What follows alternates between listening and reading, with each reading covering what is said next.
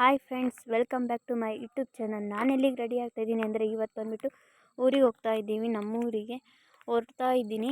ನಮ್ಮ ಅಕ್ಕ ಒಬ್ಬಳು ನಾನು ಬರ್ತೀನಿ ಮಧ್ಯಾಹ್ನ ಟ್ರೈನಿಗೆ ಹೋಗೋಣ ಅಂತ ಹೇಳಿದ್ಲು. ಹಾಗಾಗಿ ನಮ್ಮ ಭಾವರ ಅಕ್ಕ ಅವ್ರ ಮನೆಗೆ ಉಳ್ಕೊಂಡಿದ್ದೀವಿ. ಎಲ್ಲ ಮೀಟಿಂಗ್ ಹೊಡ್ಕೊಂಡು ಕೂತ್ಕೊಂಡು ಇದು ಅಲ್ಟೆ ಹೊಡ್ಕೊಂಡು ಇವ್ರು ಬಂದುಬಿಟ್ಟು ನಮ್ಮ ಭಾವರ ಅಕ್ಕವ್ರ ಮನೆ ಇದು. ಮಾತಾಡ್ಕೊಂಡು ಕೂತ್ಕೊಂಡಿದ್ದು. ಇನ್ನೂ 3 ಗಂಟೆಗೆ ಹೊರಡ್ಬೇಕಲ್ಲ. 3:10ಕ್ಕೆ ಯಶವಂತಪುರದಿಂದ ಟ್ರೈನ್ ಇದೆ.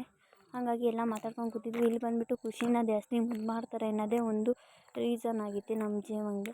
ಯಾವಾಗಲೂ ಅವನ್ನೇ ಮುದ್ದು ಮಾಡ್ತಾರೆ ಅನ್ನೋ ಕಾರಣಕ್ಕೆ ಇವ್ನು ಅಳ್ಕೊಂಡು ಕೂತಿದ್ದಾನೆ. ಅವನ್ನೇ ಮುದ್ದು ಮಾಡ್ಕೊಳ್ರಿ, ನಾನು ಮಾತಾಡ್ಸೋಕ್ಕೆ ಹೋಗ್ಬೇಡಿ ನೀವು ಅಂತ ಅಳ್ತಾ ಇದ್ದಾನೆ.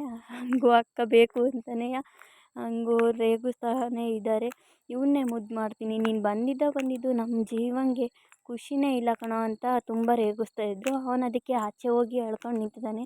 ಅವ್ರ ಅಮ್ಮ ಬಂದುಬಿಟ್ಟು ತುಂಬ ಸಮಾಧಾನ ಮಾಡ್ತಾಯಿದ್ದಾಳೆ. ನಿನ್ನೆ ಎತ್ಕೊಂಡು ಓಡಾಡ್ತೀನಿ, ನಿನಗೆ ಊಟ ಮಾಡಿಸ್ತೀನಿ, ನಿನ್ನೆ ಮುದ್ದು ಮಾಡ್ತೀನಿ, ಇನ್ಮೇಲೆ ನಾನು ಅವ್ನು ಮಾತಾಡ್ಸಲ್ಲ, ಅವನ ಜೊತೆ ಮಾತಾಡಲ್ಲ, ನಿನ್ನೆ ಮುದ್ದು ಮಾಡ್ತೀನಿ ಅಂತ ಎಷ್ಟು ಪೂಸಿ ಮಾಡ್ತಾಯಿದ್ದಾಳೆ. ಆದರೂ ಅವನು ಹಠ ಮಾಡೋದೇನು ತಪ್ಪಲಿಲ್ಲ. ಅವನು ಅಂಗಡಿ ಒಳಗೆ ಕರ್ಕೊಂಬಂದ್ಲು. ಹಂಗೆ ಒಳಗೆ ಕೂತ್ಕೊಂಡ್ರು. ಅವನಿಗೇನೆ ಸುಮ್ಮನಾಗಲಿಲ್ಲ. ಆಮೇಲೆ ಅವ್ರ ಅಕ್ಕನೂ ಅವನ ಕಡೆಗೆ ಜೀವ ತುಂಬ ಒಳ್ಳೆಯನು ಅಂತ ನಾವಿವಾಗ ಯಶವಂತಪುರ ರೈಲ್ವೆ ಸ್ಟೇಷನಲ್ಲಿ ಇದ್ದೀವಿ. ಇನ್ನು ನಮ್ಮ ಅಕ್ಕನ ಮಗಳು ನಮ್ಮ ಅಕ್ಕನೂ ಬಂದಳು. ನಾವಿವಾಗ ಎಲ್ಲರೂ ನಮ್ಮೂರಿಗೆ ಹೋಗ್ತಾಯಿದ್ದೀವಿ. ನಮ್ಮೂರು ಬಂದುಬಿಟ್ಟು ತರೀಕೆರೆ ತಾಲೂಕು ಹತ್ರ ಒಂದು ಹಳ್ಳಿ, ಚಿಕ್ಕಮಂಗ್ಳೂರು ಡಿಸ್ಟಿಕ್ ಬರುತ್ತೆ. ಇಲ್ಲಿಂದ ನಾವು 3 ಜನ ಹೊರಡ್ತಿದ್ದೀವಿ. ಇನ್ನೊಂದು ಅಕ್ಕ ಇದ್ದಾಳೆ, ಅವಳು ಬೆಳಗ್ಗೆ ಬರ್ತೀನಿ ಅಂತ ಹೇಳಿದ್ಲು. ಹಾಗಾಗಿ ಎಲ್ಲ ಸೇರಿಕೊಂಡು ಇಲ್ಲೇ ಯಶವಂತಪುರ ರೈಲ್ವೆ ಸ್ಟೇಷನಿಗೆ ಬಂದ್ವು. ಇವಾಗ ಟ್ರೈನ್ ಬರೋ ಟೈಮ್ ಆಗಿದೆ. ಟ್ರೈನ್ ಬರುತ್ತೆ ಇವಾಗ. ಟೈಮಲ್ಲೇ 3:10 ಆಯಿತು. ಬಂತು ಟ್ರೈನಿಗೆ ಬಂದಿದ್ದು ಕೂಡ ನಮ್ಮನೆ ಮಕ್ಕಳು ತಿಂಡಿ ತಿನ್ನೋಕ್ಕೆ ಸ್ಟಾರ್ಟ್ ಮಾಡಿದ್ದಾರೆ. ನಾವು ಚಿಕ್ಕವರಿದ್ದಾಗ ಇದೇ ರೀತಿ ಮಾಡ್ತಾಯಿದ್ವು. ತಿಂಡಿ ತಿನ್ನೋಕ್ಕೋಸ್ಕರನೇ ಟ್ರೈನಾಗ ಹೋಗೋ ಆಸೆ ನಮಗೆ ತುಂಬ ಇತ್ತು. ಎಲ್ಲರಿಗೂ ಇರುತ್ತೆ ಚಿಕ್ಕ ವಯಸ್ಸಲ್ಲಿ. ನಮ್ಮ ಅಕ್ಕ ಟ್ರೈನಲ್ಲೂ ಕೆಲಸ ಮಾಡೋಕ್ಕೆ ಸ್ಟಾರ್ಟ್ ಮಾಡಿದ್ದಾಳೆ. ಮನೆಗೆ ಹೋದರೆ ಹೂ ಕಟ್ಟೋಕ್ಕೆಲ್ಲ ಆಗಲ್ಲ, ಕೆಲಸ ಜಾಸ್ತಿ ಇರುತ್ತೆ ಹಬ್ಬದ ದಿವಸ ಅಂತ ಅಕ್ಕ ಇಲ್ಲೇ ಸ್ಟಾರ್ಟ್ ಮಾಡಿದ್ದಾಳೆ. ಖುಷಿನೂ ಆಟ ಆಡ್ತಾಯಿದ್ದಾನೆ. ಇವಾಗ ಬಂದುಬಿಟ್ಟು ನಾವು ಬಂದು ತರೀಕೆರೆಗೆ ನಮ್ಮ ಮನೆಗೆ ನಮ್ಮೂರಿಗೆ ಬಂದಿದ್ದು ಕೂಡ ಆಗೋ ಖುಷಿ ಯಾವಾಗ್ಲೂ ಜಾಸ್ತಿನೇ ಇರುತ್ತೆ. ಇದು ಬಂದುಬಿಟ್ಟು ನಮ್ಮ ತರೀಕೆರೆ ರೈಲ್ವೆ ಸ್ಟೇಷನ್ನು. ಇದು ಎಂಟ್ರೆನ್ಸ್. ಆಚೆ ಹೋಗೋದು ಎಂಟ್ರೆನ್ಸ್, ಒಳಗೆ ಬರೋ ಎಂಟ್ರೆನ್ಸ್ ಎರಡೂ ಒಂದೇ ಇರೋದು. ಆಚೆ ಬಂದು ನಮ್ಮ ಕರ್ಕೊಂಡು ಹೋಗೋಕ್ಕೆ ಯಾರು ಬಂದಿದ್ದಾರೆ ಅಂತ ನೋಡೋಷ್ಟೊತ್ತಿಗೆ ನನ್ನ ತಮ್ಮ ಬಂದಿದ್ದ, ಕಾರ್ ತೊಗೊಂಬಂದಿದ್ದ. ಅವನ ಜೊತೆ ನಾವಿವಾಗ ಕಾರಲ್ಲಿ ಕೂತ್ಕೊಂಡು ನಮ್ಮದು ತರೀಕೆರೆ ಹತ್ರ ದುಗ್ಲಾಪುರ ಅನ್ನೋ ಒಂದು ಹಳ್ಳಿ.